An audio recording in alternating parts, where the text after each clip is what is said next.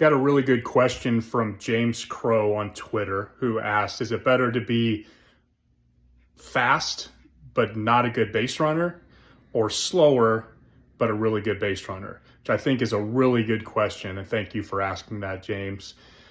I think different coaches would answer this differently. So my opinion, I'll give you an example here. So let's say I see two recruiting profiles.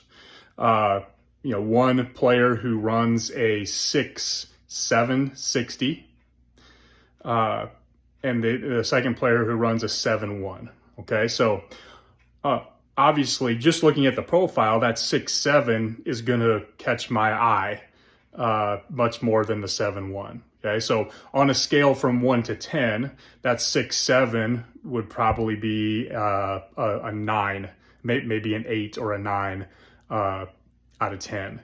The 7.1 might be a 5 or a 6. Okay, so now let's say those two players, I go see him play in a game, and the 6.7 guy who was at an 8 or a 9, I see him play in a game, and I can tell he's not a good base runner, does not have good instincts,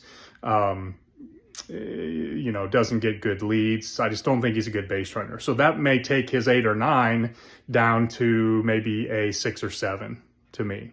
Okay.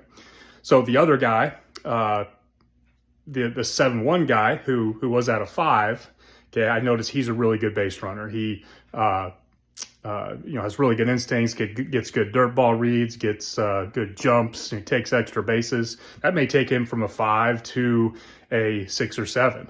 Okay, so you can see where they kind of even out in my example.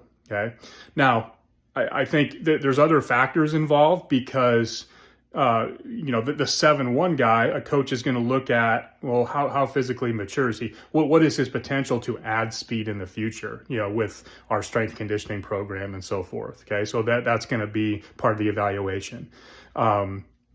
And the 6.7 guy, what's his potential for, if we coach him well, and how much can he improve on the bases?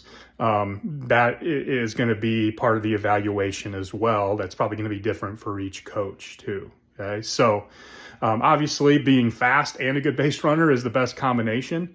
But definitely when the coaches see players play in a game, if you run the bases well, that's going to catch their eye.